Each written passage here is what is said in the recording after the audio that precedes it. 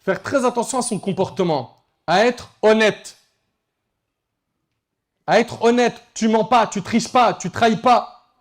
Tu ne trompes pas celui qui t'a trompé. Tu ne trahis pas celui qui t'a trahi. Également, la douceur. Pourquoi tant de méchanceté, de haine, de colère? De gens qui démarrent en quart de tour. Pourquoi pas plus de miséricorde, de rahma, de douceur? Pourquoi il n'y a plus de pardon entre nous? On ne se pardonne plus. On se tourne le dos pour la moindre erreur commise par X ou Y personne. Pourquoi? Mais est-ce que tu as oublié que le bon comportement, c'est tout ce packaging? Également, où est passé le maintien des liens de parenté, salatul rahim? Cette valeur qu'il faut continuer à transmettre à nos frères, à nos sœurs, à nos enfants, qu'ils soient bons envers leurs parents, envers leurs grands-parents, les oncles, les tantes, avec les frères et sœurs, les enfants, les neveux. Il faut que tout ce cercle soit préservé. Et même si on t'a fait du mal, écoute bien, et même si on t'a fait du mal, réponds au mal par le bien. Et ça, c'est ce qu'Allah tabaraka wa ta'ala il nous dit, idfa billati hiya ahsan, repousse le mal par ce qui est meilleur. Elle est où la bienfaisance envers les gens? C'est quoi aujourd'hui être un vrai bonhomme? Un bonhomme à l'époque, il avait plein de valeurs. Il respectait son engagement. C'est vrai ou pas? Aujourd'hui, c'est quoi un bonhomme? Il a de l'argent, c'est ça être un bonhomme? Il est musclé, hein? Il est hyper visible sur le net, c'est ça? Où sont partis tous ces comportements? La pudeur. Elle est où la pudeur aujourd'hui? Des frères et des sœurs qui font des désobéissances à longueur de journée en se filmant sur le net, qui n'ont plus honte. Il est où le comportement de notre bien-aimé alayhi salatu wassalam dans notre vie de tous les jours? Où est passé le comportement du prophète sallallahu alayhi wa sallam dans notre vie? Pourquoi est-ce qu'on ne le suit pas? Et bien évidemment, tout ce que je suis en train de dire là, وَمَا أُبَرِّئُ نَفْسِي إِنَّ النَّفْسَ لَأَمَّارَةٌ بِالسُّوءِ, je ne m'innocente cependant pas, car l'âme est très incitatrice au mal. Et une personne pourrait se dire, ouais mais Nader, Allah il barik, lui il est là-haut. Non. J'ai la certitude qu'il y en a qui ne se comptent même pas qui sont mieux que moi dans cette salle et ceux qui vont visionner la vidéo. Mais simplement, Allah tabarak wa ta'ala, il nous a éprouvé par de la visibilité. J'ai bien dit, c'est une épreuve. Parce que Wallah al-Adim, en rentrant, en voyant le monde qui était dehors, la queue, les gens, etc., toute la route, je suis en train de me dire, Ya Rab, fais que je sois sincère. Et Allah accepte. Si Allah il n'accepte pas tout ça, ça va être très compliqué pour moi, Yawm al-Qiyamah. Fait qu'Allah subhanahu wa ta'ala, il accepte de ma part et qu'il m'accorde ainsi qu'à vous la sincérité. Et moi, en fait, je suis à l'image de celui qui a dit وَغَيْرُ التُّقَى يَأْمُرُ النَّاسَ بِالتُّقَى طَبِيبٌ يُدَاوِي النَّاسَ وَالطَّبِيبُ عَلِيلُ. Il n'est pas pieux et il leur donne la piété. C'est moi. Okay, je ne suis pas en train de me mettre sur un piédestal et en train de vous regarder de haut. Non, il n'est pas pieux et il leur donne aux gens la piété. Il est semblable à un médecin qui soigne les gens alors que le médecin est malade. Ça, c'est moi. Et j'implore Allah tabarak wa ta'ala de couvrir mes fautes et de me pardonner mes manquements et d'accepter les faibles efforts que j'ai pu faire jusqu'à maintenant. Ahibati fillah, pour terminer.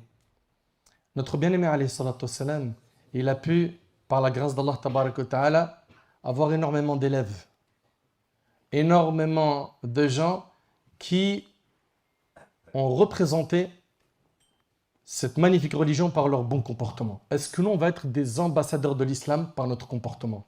Est-ce qu'on va faire le nécessaire pour montrer une excellente image de l'islam avec notre comportement? Ou est-ce qu'on sera des losers de ce point de vue-là? Est-ce qu'on va faire attention à notre comportement? Comprenez que le comportement, il a trop d'importance. Le prophète, il a dit, les croyants qui ont la foi la plus complète sont ceux d'entre eux qui jouissent de la meilleure moralité et du plus doux caractère.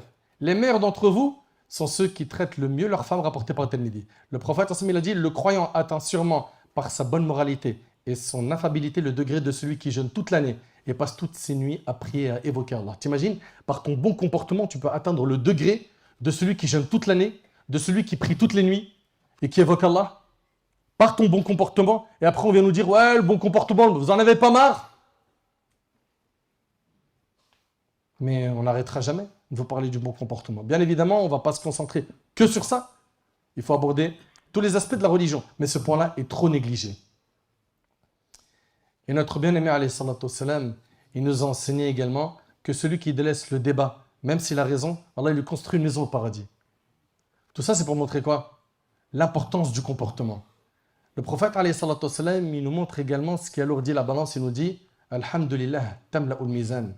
Le fait de dire Alhamdulillah remplit la balance des bonnes œuvres. Et le hadith, il est rapporté par Muslim.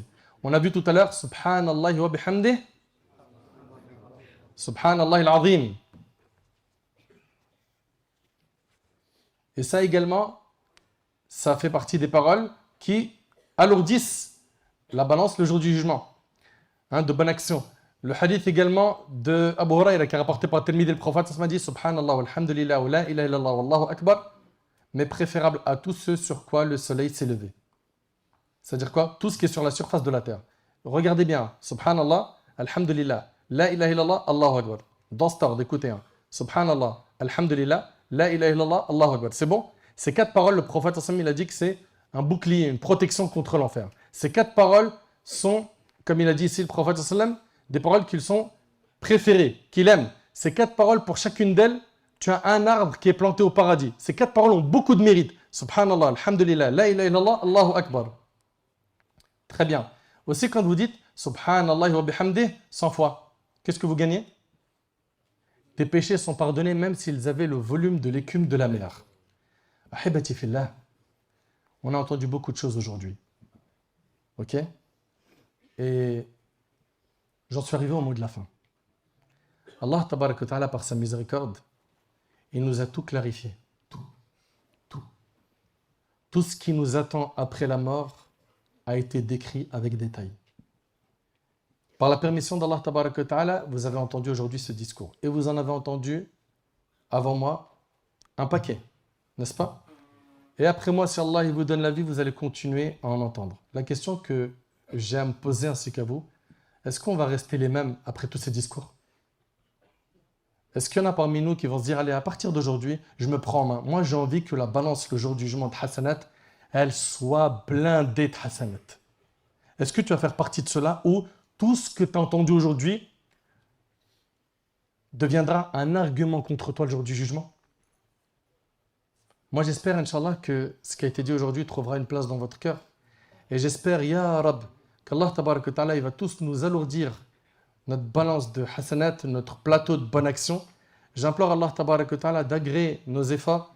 J'implore Allah Azza wa Jal de nous pardonner. J'implore Allah Subhanahu wa Ta'ala de nous aider à nous repentir. J'implore Allah Tabarak wa Ta'ala de couvrir nos fautes. J'implore Allah Tabarak wa Ta'ala de nous accorder sa satisfaction. J'implore Allah Tabarak wa Ta'ala de nous accorder une bonne compréhension de sa religion. J'implore Allah Subhanahu wa Ta'ala de nous guider.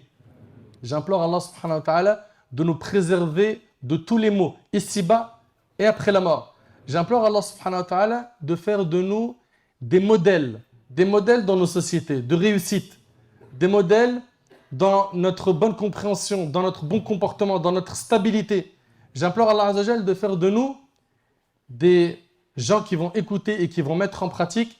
Mes chers frères, mes chères sœurs, l'objectif après une conférence telle que celle-ci, il n'y en a pas 1000. C'est la remise en question et qu'on fasse un point avec nous-mêmes et qu'on corrige le tir et qu'on remercie Allah d'avoir écouté ces paroles et qu'on place l'intention dès maintenant ferme d'être quelqu'un de meilleur. T'inquiète pas, avec l'aide d'Allah, ce qui te semble difficile tout de suite, je parle du chemin de la religion, te sera un délice avec le temps et les efforts, mais commence, fais le premier pas. Fais le premier pas et invoque Allah tout le temps. Dis-lui, Ya Rab, guide-moi, Ya Rab, j'ai besoin de ton aide. Ce que j'ai entendu aujourd'hui, ça a parlé à mon âme, mais j'ai du mal, j'arrive pas. Mon entourage, mes passions, les péchés, je suis trop attiré, aide-moi. Entoure-toi de personnes qui vont t'aider, des bonnes personnes, des pieux, et apprends la religion. Apprends-la, Wallahi al-azim. Ça va énormément t'aider. Sallallahu subhanahu wa ta'ala yanfa'ani bima qultu yanfa'akum bima sami'tum. Salu azza wa jal an yataqabbala minni wa minkum salih al-a'mal. أقول ما تسمعون وأستغفر الله لي ولكم فاستغفروه سبحانك اللهم وبحمدك أشهد أن لا إله إلا أنت أستغفرك وأتوب إليك وآخر دعوانا أن الحمد لله رب العالمين